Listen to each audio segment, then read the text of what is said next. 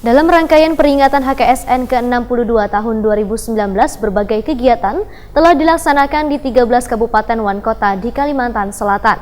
Rangkaian pembuatan jembatan yang melibatkan seluruh warga untuk bergotong royong. Pembangunan jembatan sepanjang 950 meter ini dibangun di Desa Murung Selong, Banjarmasin Timur.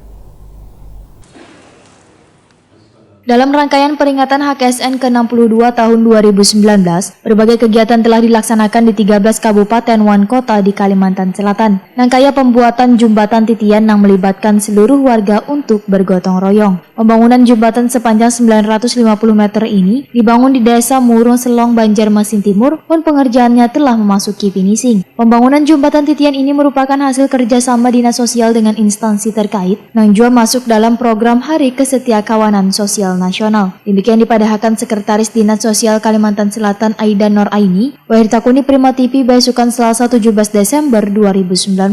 Menurut Aida Nur Aini, pengerjaan jembatan sepanjang 950 meter yang dibangun di Desa Murung Selong, Banjarmasin Timur sudah 98%.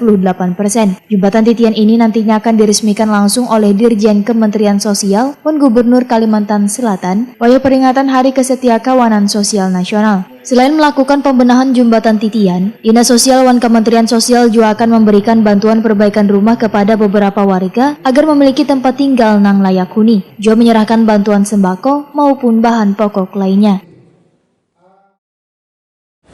Tugasnya provinsi kita hanya melaksanakan acara puncak karena semua bantuan itu di-push di kabupaten kota yang menjadi titik LBKS, lintas batas kesetiakawanan sosial nasional.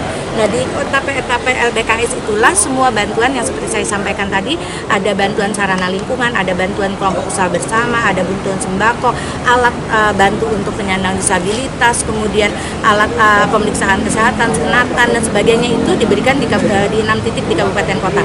Puncaknya nanti pada tanggal 19 itu BBKS. Itu juga akan ada bantuan penghargaan yang diberikan terhadap pemerhati, bukan Satya Lencana ya, penghargaan dari Menteri juga akan diberikan di situ terhadap pemerhati pelayanan kesejahteraan sosial juga. Jadi intinya kalau progresnya ini benar-benar dirasakan seperti saya sampaikan tadi, setiap kabupaten itu ada khususan-khususan yang diberikan. Kota Banjarbaru sebenarnya tidak masuk dalam titik RBKS, tapi karena dia sebagai tuan rumah dibantu juga oleh kementerian untuk PKL.